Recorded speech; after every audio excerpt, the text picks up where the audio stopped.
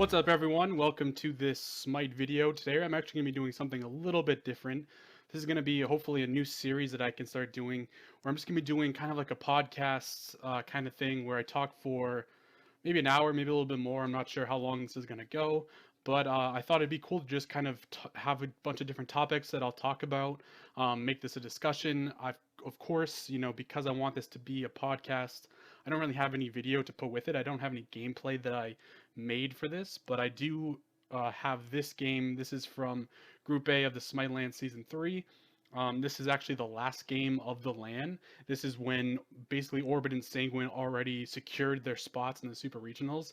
And so the last game, they just came out with a bunch of troll picks, which I thought was awesome. This was probably one of the best Smite games I've ever seen pro players play because it was super laid back. It was funny. The commentators had fun with it. You could tell the players were having a good time. You got to see gods like Hebo, AMC, Emir, all these like funny kind of characters that you never see in the SPL, and I thought that was great. So I figured I'd put that on in the background so you can watch that while I talk about again some topics that I've set up for this.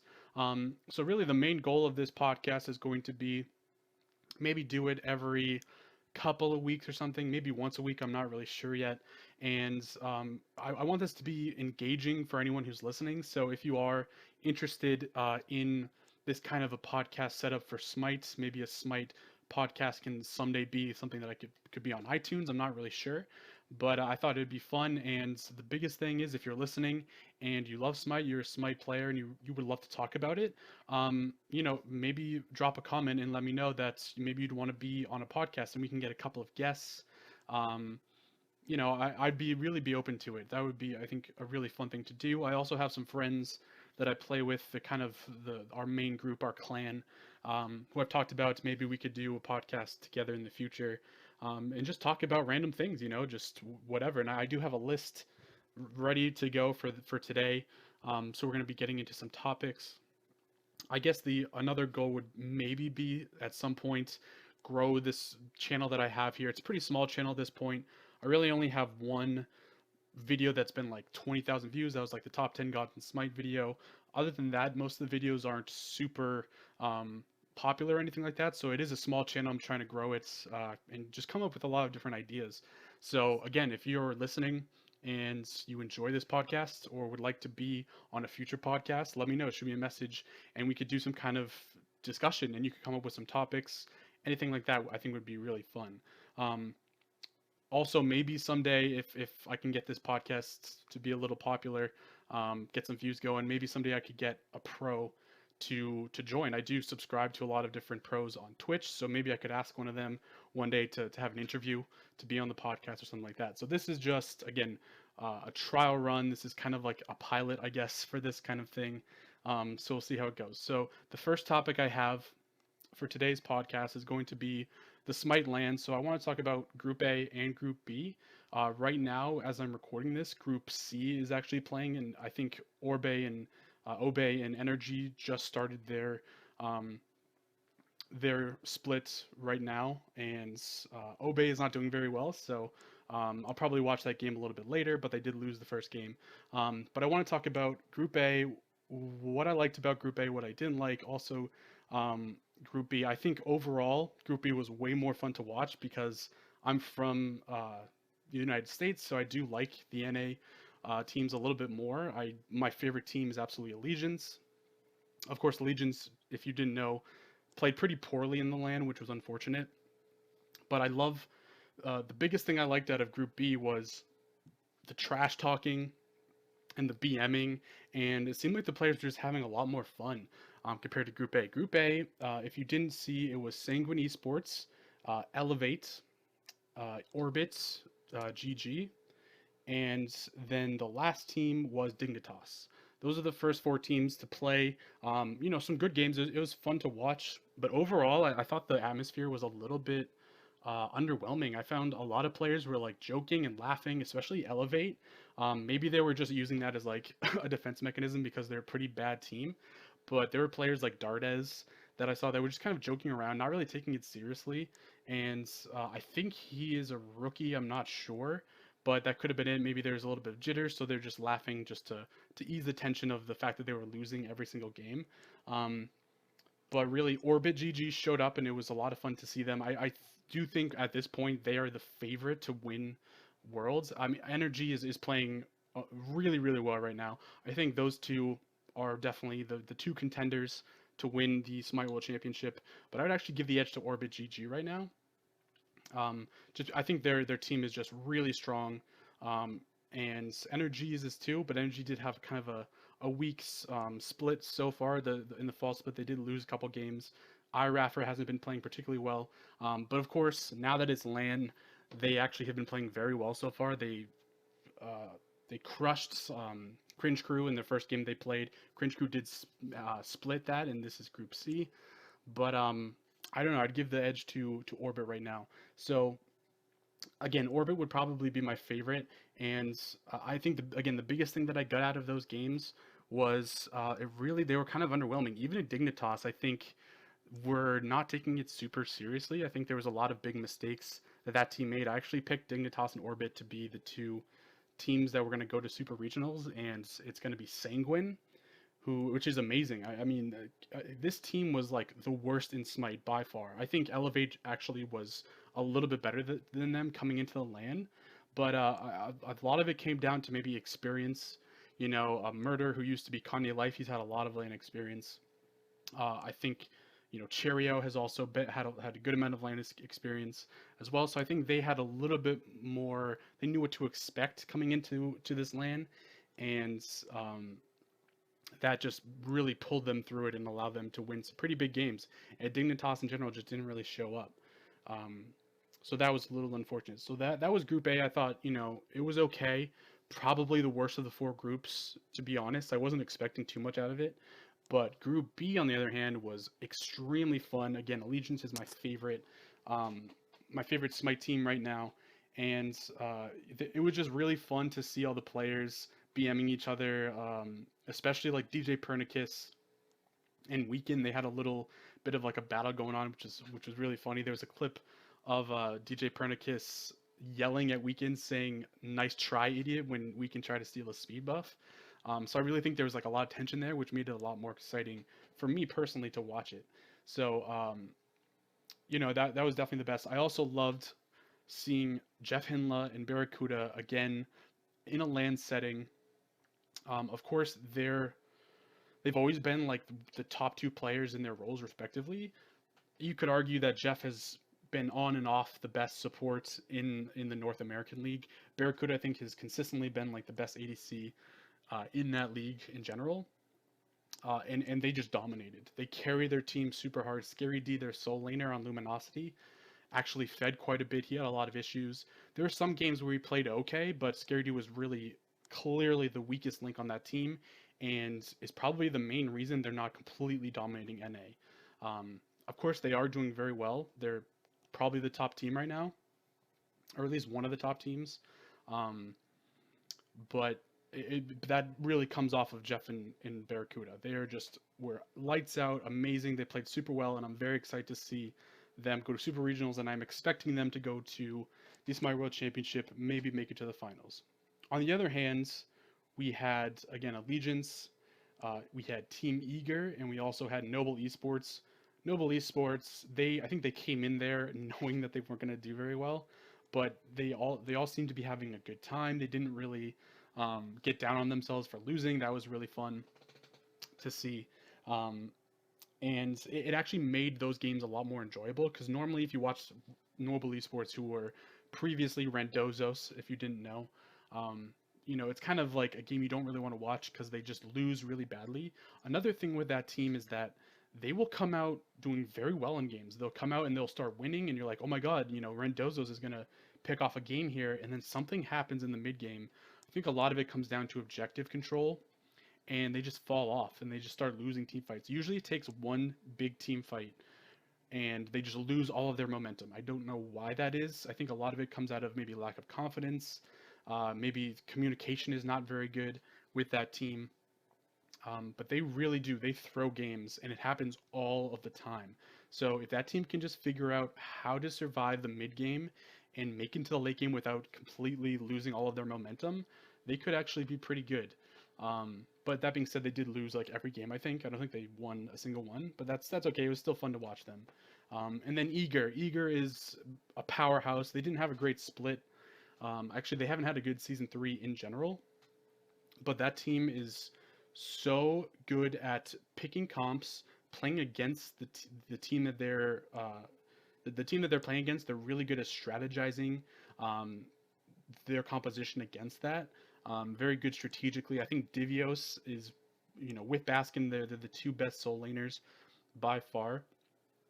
Um, and Zapman, of course, did pretty well, but the key to Eager, their success in this LAN, was surprisingly the best. Now, if you didn't watch any of the LAN, the best played Raw quite a bit, and almost every game completely dominated. Raw was insane on Eager. It was really, really cool to watch. His snipes never missed. He very rarely missed the snipes, and I think some of the best parts of watching those Eager games was hearing the commentators just like freak out whenever he would hit a raw snipe. Which, if you think about it, if you play raw, hitting a raw snipe isn't that impressive. Like, it's not too hard. All you need is maybe a stun or some kind of setup, and you're gonna hit it every time. But of course, because it's such like a big ability, does a lot of damage. It's impressive to see it. So I think that was cool. He completely carried Eager. Zapman was really a support. He was more of a support hunter in that lane, which was interesting because normally Zapman is known as being the hard carry, the one who wants to be like the center of attention. This also brings me up to another point about Group B in particular. I think Group A had some of this too, but Group B, um, if you watched, did you notice how long the games went and how slow they were? This was some of the most strategic Smite I've ever seen. There was one game, I think it was Allegiance versus Eager. I could be wrong. I know Allegiance was in this game. The game got to like 30 minutes, and the kill score between the two teams was 3-4. Like, can you imagine being in any like ranked or casual match, and at 30 minutes the kills are 3-4? That's amazing. Like, I was very, very surprised to see that. Teams were in general just focused on farming, and that was huge in the early game. And then really what happened is once they got like their entire builds online, that's when they would start fighting.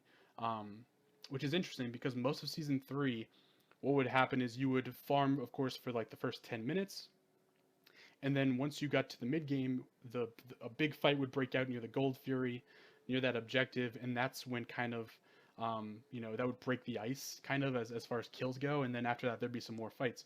But it really took a long time. There was a lot of like dancing around the Gold Fury. People would bait it. They would go in, try to start the Gold Fury, and then they'd walk out, and nothing would really happen. And then they would just go back to farming. So it's kind of a different style, almost like an EU style of playing professional Smite. You think of EU teams as being those strategic type of teams, but Eager was completely strategic. They were taking it slowly. They were focusing on farming. And if you watched Eager earlier this year, season 2, they were the complete opposite. They were always super aggressive. It didn't matter if they were behind; they would just jump in there and try to start team fights. And it worked a lot of times in season 2, but it also didn't work a lot of times. So I think they realized that they were playing a little bit too risky. Now that they're a little bit more seasoned, they've been together for a while now. They know that in order to win, it's better to farm up, survive that early to mid game, and then late game let your comps kind of come alive. So they had a lot of late game comps, which is interesting. Now, if you look at Group C, as I said, we're in the middle of Group C right now this weekend. It's been the opposite. It's been all early game energy. They are winning games on the early game comps, that early game pressure. So it's interesting to see how the metas are kind of different between EU and NA. I think they're more different than they've ever been right now. The picks are similar in some aspects, but I'm noticing a lot more early games. Some like more ISIS is being played in EU. A lot of Hunbats as well, who's kind of a mid game, but he's also kind of an early game god. But that was interesting to see. So Eager and Luminosity, they're going to the world, the regionals, the super regionals, and so is again Sanguine and Orbit GG. So those are the first 4 teams in. Now, Allegiance, I talked about a little bit before. They did not show up for this LAN, and it was upsetting because they're my favorite team. I've been watching Weekend and Incon stream for a long time now. I don't watch Weekend stream as much because I do find him a little annoying at times, but Incon's one of my favorite players in all of Smite. He's a really funny guy, but they just weren't good. The only player on that team who did well, I mean really well, was MLC Stealth. Weekend had some good points. Incon played almost completely horribly. He was really a bad support. He might be like the worst support in NA right now. It sucks to say that because I love Incon, but his support play was not good. His Guan Yu was horrible. He fed on Guan Yu. Um, he tried to play Khepri and and they lost that too. The Khepri was not good.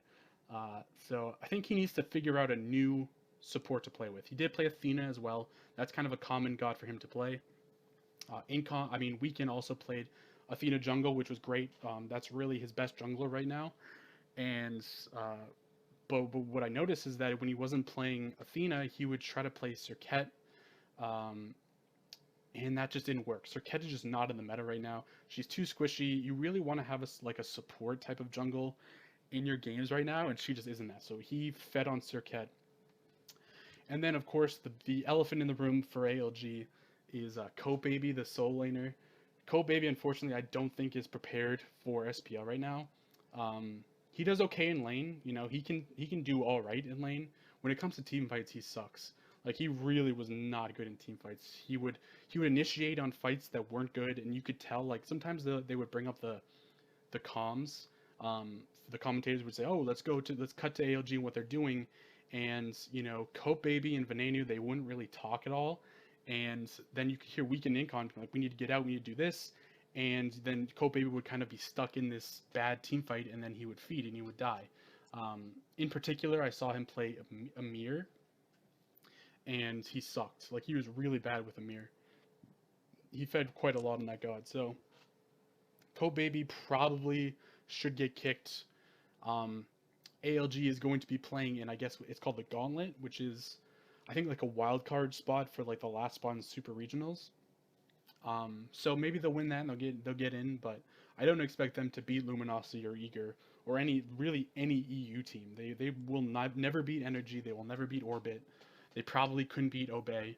Um, so if they do somehow get into the Super Regionals, they still probably won't win. So they have a lot of work to do. I think they need to kick Baby. You could even kick Venenu. Venenu's alright. He has moments where he does well, but he's really passive. He's a very passive ADC, which I don't think works. I think, Barracuda is someone who likes to be aggressive, and that pays off, but that really comes down to mechanics. If you have good mechanics, you can be aggressive and have it pay off 9 times out of 10. So that's it. That's unfortunate for ALG that they didn't make it, but it was still fun to see them play. Another thing I want to talk about LANs was, well, there were a couple things. Ignore that. The first is I love LANs for a lot of different reasons. The main reason being, I don't know why, but I love being able to see the players and see how they react to plays. There's just something about it that just makes it more interactive for me. I think it's way better than online play, and of course you get to see like the footage of them between games, kind of joking around with their teams, and of course you see Incon, you see Weekend when they stream and stuff like that, and there are other players who stream too. But being able to see them as a team and how they like interact with each other, I think just kind of gives you even more insight into like how they perform as a team. So that's one part I really love about LANs. The other part, as I said, the BMing was kind of intense for Group B. There's a lot of it, and I think the question that I had was, if you're watching that as a fan of Pro Smite, do you enjoy that or do you find it to be awkward? Because there could be a moment where you're kind of saying to yourself like, all right, is this person really yelling at that other player, like trying to be a bad, like, an asshole? Or are they just kind of joking around? And I think most of the time they are joking around, but there's sometimes when BMing can be a little awkward. If because it's, technically an esport, it's like a pro sport, you expect there to be like some professionalism. Um, and when players are just kind of BMing each other, I guess that's just the nature of the game. I did like it. I thought it was funny. It made it a lot more fun to watch. But I guess the question I would put out there is, does anyone else kind of find it weird to see players just like screaming all the time and, being a little bit over, like overacting a little bit when they play? That's just something that I kind of noticed. Um, and then finally, I want to talk about games like this. So this game that I have playing right now, as I said, this was probably one of the best Smite games I've ever seen. And not because it was like, had some like crazy plays or super competitive, but I just like seeing these like trash tier gods in SPL, and I like seeing good players play bad gods. And, because everyone knows that Barracuda likes AMC, loves to play AMC. Hebo, Anubis. Anubis is another god that like you never see in pro play, but I wish that I saw more of him because he's just like this super troll, goes all in, full damage kind of character. And my question is, would it be cool to have more games like this? I don't know how they would set that up, but I find it more enjoyable to have just kind of these joke games where players are just doing whatever they want, playing characters you never really see. Could there be more of that in the future? And if so, how would they like implement that into SPL? I think that'd be fun. Um, so I guess that's it for the discussion on the LANs. Again, maybe in the next podcast I'll talk about groups C and D. We'll see about that. But the next part of the podcast I want to do is actually, so I want to do kind of like some mini series kind of things within the podcast. And the first thing that I thought of was doing a god discussion. So maybe each podcast I'll bring up one god and I'll talk about that god and where they are in the meta.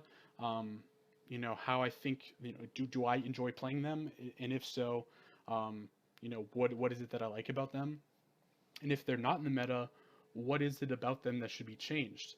And this is really supposed to be just an open discussion for anyone who's listening. And hopefully, if you're listening, hopefully I'll be able to cover your favorite god at some point. So today we're going to talk about Hades. The reason that I want to talk about Hades is because there was a Reddit post recently, and the question was, why is Hades so bad? What is wrong with Hades? And what could be done to his kit to fix him? And I think there are a couple of reasons. Now, Hades isn't, in theory, he isn't trash. He could probably be played okay in the solo lane. He has been picked a couple times in this split that I've seen. I know Cyclone Spin has played him, but there is something about his kit that just is innately wrong. And I think a lot of it comes down to the fact that he's too close ranged. He was, of course, originally listed as a Guardian, and at the beginning of Season 3, they just changed the title to be Mage, because that's really what he is. He's a Mage. But there's a lot of issues with, again, those close range abilities. I think this is another reason why Zhang Kui isn't particularly popular. Zhang Kui has another very close range kit, and I think there's a lot of issues with that when you're talking about a DPS Mage. Because when you're a mage, you're not supposed to build any tank items. You're supposed to build full damage, try to kill gods one shot if you can, at least by the late game. That's what most mages are built for. And Hades, for one, can't do that. Even if he builds full damage, his ult will never like one shot people, besides maybe like a really squishy character. And his regular abilities also can't do that. He really just has one main burst ability. His dash does do a good amount of damage, but not that much. He does have some pretty good control, not the best control. His ultimate is a beads burner, of course. But I think the fact that he's so close range puts him in a lot of trouble. And most people, when they build Hades, they do like this kind of hybrid build of, a couple tank items and a couple damage items.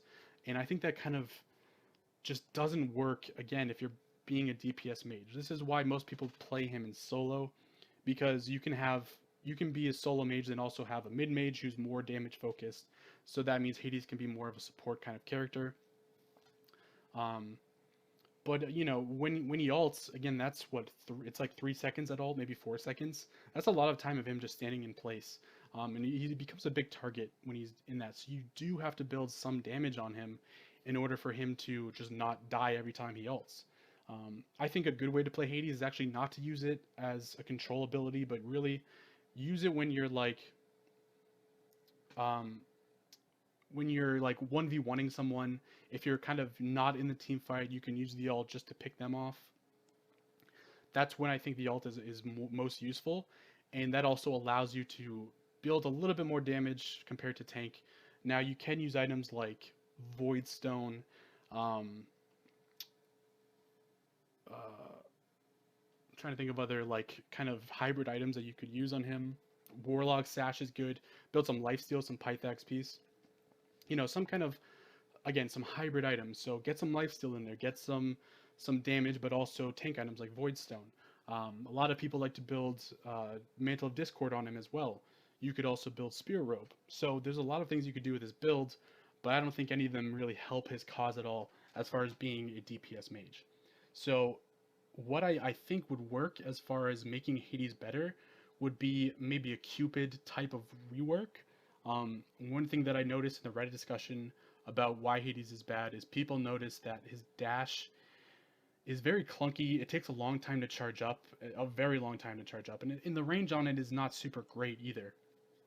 So that can be a hard ability to time. If they buff the damage on that ability a little bit, made it so that the charge up time wasn't that long, that could be a pretty good ability.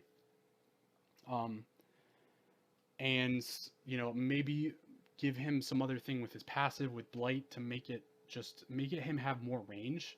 That would probably help him. So I'm thinking like a Cupid type of rework. That they changed Cupid recently, but it wasn't like a full rework. It was just like a little tweaks here and there.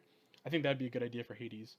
um, and I guess the ultimate goal would be, how do you make him good in mid? Because mages don't do well in solo lane. They just really don't.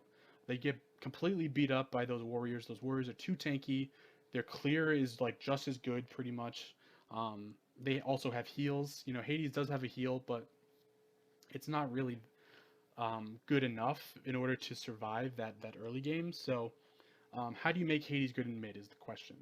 Um, so if you have ideas, if you are a Hades player and you would like to like post your builds in a comment or something like that, that'd be great.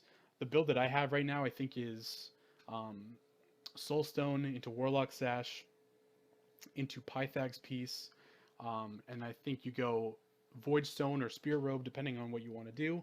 You could, and then go into like Mantle of Discord, and then finally something like um, Rod of Tahuti, just to give him again that extra damage. I think Rod of Tahuti is pretty important on most mages. You could argue that if you don't build enough damage, then Rod of Tahuti isn't great, but it still does give you more damage, so his ult will be a little bit better. And I think Mantle of Discord is also great for when he ults and stuff. So that's my build. If you have a build that you'd like to share, that'd be great. Um, so that's the short discussion that I have on Hades. I don't really think I have any more to say on him. But yeah, if you like this idea of doing a God discussion in these podcasts, maybe also you could post what God you would want to hear me talk about, or if you want to have a discussion about a certain God, that'd be great. So that's that. The next section I have ready for this podcast is actually going to be my top 3 favorite gods at this moment. My favorite god changes all the time. One of my main ones is Sylvanas. If you haven't followed me on Twitter, my Twitter page has a quote that says Sylvanas or bust. He's one of my favorite gods, but every now and then I get in these weird periods where I just get like obsessed with other gods that I don't really play. So I want to talk about the top 3 that I'm into right now. This is also another like invitation for you if you would like to share your favorite 3 gods at the moment. That'd be great too. This game is over, so I'm actually going to switch it up. See if we can pick something else.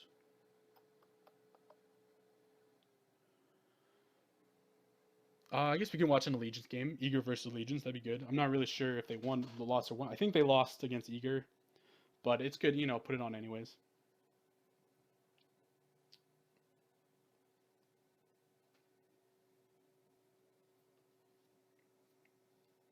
I think so. My internet's a little bit slow right now because we did just lose power, so I think the internet's being a little crazy right now.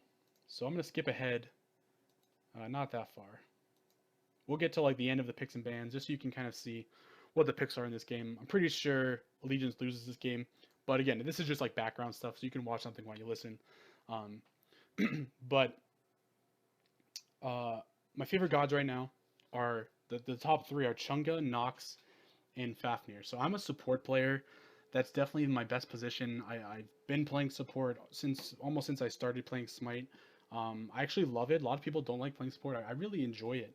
I think the builds for support players are just the most fun. They're the most diverse. They're the most interesting. I love the different tank items. So that's my favorite part of playing support. I also love being that frontliner and being able to set up other characters. You may not have like the stats at the end of the game, but it's still very strategic and not super easy. So Fafnir right now is again the third god that I mentioned. I've been playing Fafnir so much. He is so good. His ultimate is really fun. So he's someone that I'm probably going to try to get to Diamond very soon. And Nox, the reason I'm playing Nox is because for this type of game, MLC Stealth played Nox in the Group B LAN, and it was funny. Like he did pretty well with him, with her in the LAN. Like he actually wrecked. There was a moment when I think Cope Baby was like fighting someone near the solo lane, and then all of a sudden you just saw like a Nox ultimate fly in from the side of the screen out of nowhere. It just sniped him. That was like the best moment of the LAN. Um, so there's a lot of Nox in the LAN that just kind of like inspired me to start playing her more.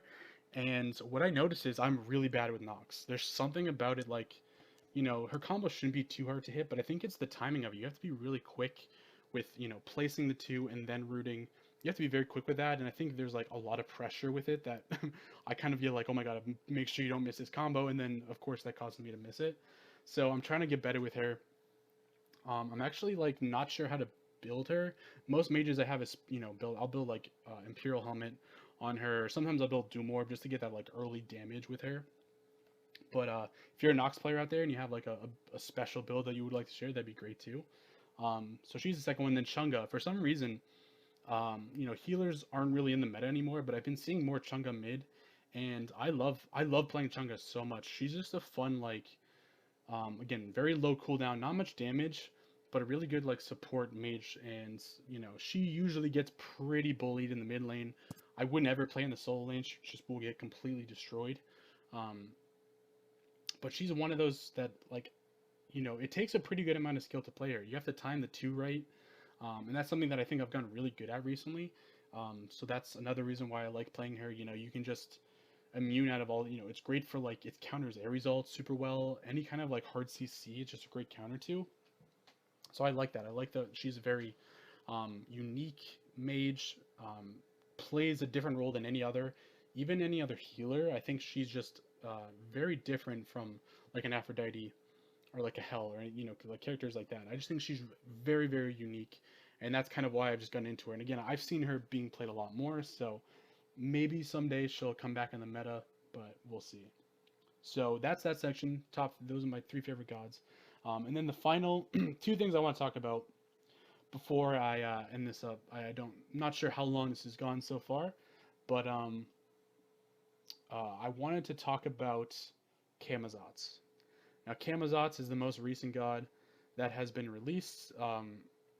He was buffed recently in the last patch. This came out this past Wednesday. He was buffed a little bit. I guess um, they reduced the cooldown on his Screech, I think, and they also they buffed the ultimate by making it a second longer, which is actually huge. That buff was awesome. His ultimate was pretty hard to use beforehand, but now that he has 4 seconds to get off his 3 swoops, that actually makes it a lot easier to use him. So I thought that buff is really great. But I want to talk about his kit and some issues that I have with it. The first thing is I think his abilities in general are really clunky. I find the 2 line abilities awkward. Of course, the main combo is you just get both the line abilities off right away when you have someone lined up, and then you use your jump to do, and that's kind of the main combo. I don't really like that. I don't really like the 2 line abilities.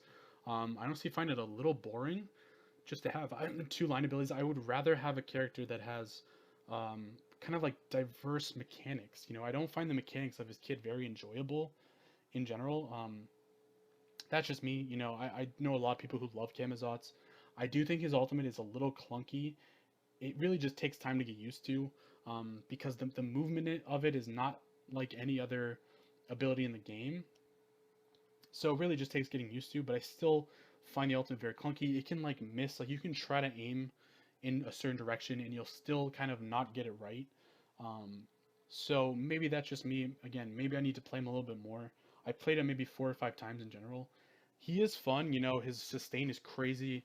I've even seen people build Gauntlet of Thieves on him, which I think is a dumb idea, but it's kind of funny. He's very, very good at like staying out, farming a lot. Um, Really, you should get a lot of farm with him early game because of that sustain. Um, and he does have a very strong early game in general. His early damage is pretty good. Um, and the passive is awesome. That lifesteal is huge. Being able to you can mark those jungle camps is a pretty cool mechanic that I've never seen before. The passive is a little broken. I mean, not broken, but it's very good. And I think another thing is the leap. I think the leap is probably the worst thing about his kit. It's really short. You really have to use it in close range, in order to get that damage off. And usually as a jungle, I like to be able to extend into fights. I think you're seeing Serket right now. Serket is great at extending into fights. She has the leap and she has the dash, which allows her to get in and out. You also usually build Blink on Serket, so I think she's very good at diving teams, whereas Camazotz is not. He's really not good at, again, extending into team fights. Kind of has to pick his battles. Of course, the ultimate does allow him to do that. I think the biggest thing about his ultimate is it's great for diving towers because you don't take any damage from tower when you're in his ult. That's really what it was built for. Like you can kind of tell that once you hit level 5 with Camazotz, you can easily dive a tower with that ultimate, get a kill, and then land out safely. Um, so in that respect, it's almost like like Bastet again can use her cats to aggro the tower and dive the tower early game. I think Ao Kuang is another god that can dive towers early game because he can just ult and then kind of jump out. Camazotz is kind of in that same kind of group. Um, but his damage is good. I think his combo is just a little boring. I don't really love it. So the buff was good. I think he's in a good place right now. I think he's a solid A tier jungler right now. Maybe a little bit more after the buffs, but I don't really see him as my kind of jungler. If you play jungle and you have a certain opinion about him, I'd love to hear that too. Again, it's supposed to be like an open discussion, so that'd be great. And finally, before I leave, if you didn't know, the next god that's going to be released, this is actually going to be the next patch. So we just had one that came out. The patch notes were released on Wednesday, so that means in like a week and a half from today, there's going to be a new patch with a new god, and that god is going to be Thoth. Now, Thoth is an Egyptian god. He's the god of knowledge and wisdom, and I think it's pretty much guaranteed he's going to be a mage. It just makes sense because when you play any type of game with mana, mana is almost always kind of synonymous with knowledge and like power, that kind of stuff. So he's definitely going to be a god with a focus on mana of some kind. I mean, if you think about it, the item Book of Thoth, that item's all about mana, because mana is again kind of it represents the knowledge of a character, how much like power they have. So I think it'd be fun to kind of maybe speculate on what some of his abilities might be. I did come up with a god concept for Thoth, and I did have a lot of like mana stuff in there. So the passive that I thought would be cool for him would be something that's similar to Kepri's passive, which would be there's like he has an area around him, and any allied gods who stand in that area will get like a shield of mana. So that will just be good for helping gods get extra mana. Might be mainly an early game kind of passive, but I think it could be a good thing. Could be a great team fight thing if your allies just use all of their mana. You can all kind of team up around Thoth and gain up all your mana over time. And the big difference between this and Kepri's, other than it being mana, is that I think you would get more mana from this passive than you would get health from Kepri's, because again, late game, the passive might not be super important, and I think it just makes sense to have, you know, a little bit more mana than you get the health from Khepri's passive. So that would be the passive. I think I had another ability that was like a line ability that mezzed someone, so it was like he unleashes all of his knowledge, and then that mezzes a god. His ultimate would actually be kind of like a global. He would rise above the ground to like the height of where Sun Wukong is, and then he could have single shots that come down from the sky, similar to a Rama ult, but he wouldn't be as high as in the air as Rama, and he would have 6 shots. And it also, they would come from the sky. They wouldn't come from where Thoth is located, and it would have a super long range on it, so you could snipe people in the back line with it. So I thought that would be kind of fun. And I can't really remember the other abilities, to be honest. But you know, I think it'd be cool to for anyone who is interested in the new god to think, well, what might some of his abilities be? You know, some other mana focused idea, some new mechanics. I just like thinking of new mechanics that would be cool in the game. So I think that passive would be good. Oh, his first ability I remember was it's like a toggle ability. When you toggle it, all of your abilities cost like 50% less mana. So I thought that kind of made sense for him. And it also would increase his basic attack, so he could have been like a basic attack mage. So we'll see. I wouldn't be surprised if he was a basic attack mage. So when the patch notes come out, keep an eye on that. You know, I'm excited. I think Thoth is a really cool idea. You know, the God of Wisdom is something that I think hasn't really been done in Smite yet, so that'll be pretty cool. So I think I'll end it there. Thank you very much for watching. I hope you enjoyed seeing the games in the background, any of the topics. Again, this is supposed to be like an open discussion type of thing. So if I get people who are interested, you know, let me know, and I would love to have you. We could, you know, connect on Skype or some other method, you know, and just kind of have discussions about anything Smite related. It's an open concept. So, so yeah, let me know, and then hopefully we can build this.